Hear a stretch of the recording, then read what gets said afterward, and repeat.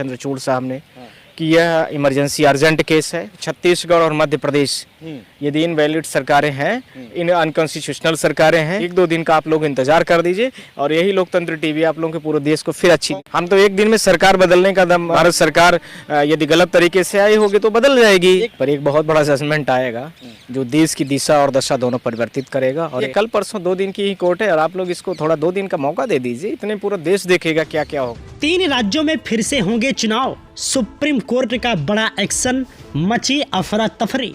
दरअसल आपको बता दें 5 राज्यों में हुए विधानसभा चुनाव संपन्न हो चुके हैं और 3 राज्यों में बीजेपी को प्रचंड बहुमत मिला है।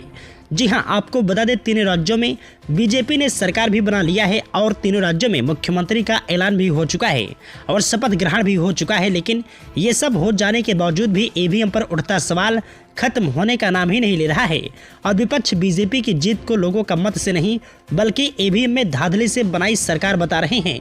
इन तीनों राज्यों मध्य प्रदेश, छत्तीसगढ़ और राजस्थान में बीजेपी को मिले प्रचंड बहुमत के बाद ईवीएम पर सवाल उठने लगे हैं, जिसको लेकर कांग्रेस से लेकर आम कार्यकर्ता भड़के हुए हैं। बीजेपी की जीत को लोग ईवीएम में धांधली और गलत तरीके से बनाई हुई सरकार बता रहे हैं।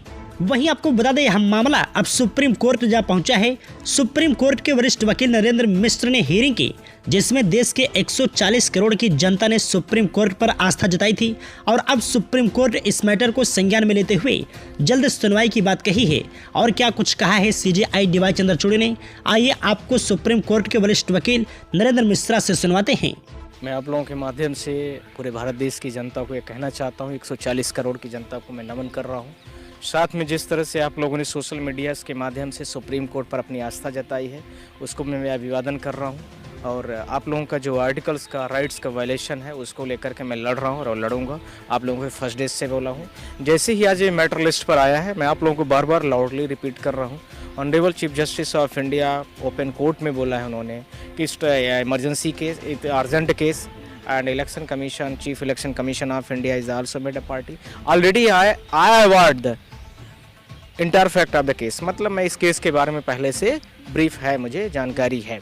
इसके साथ में उन्होंने बोला, साथ में यह भी बोला कि आप लिस्टिंग प्रोफार्मा के साथ में केस में आ जाइए, हम इसको तुरंत सुनवाई में कर रहे हैं।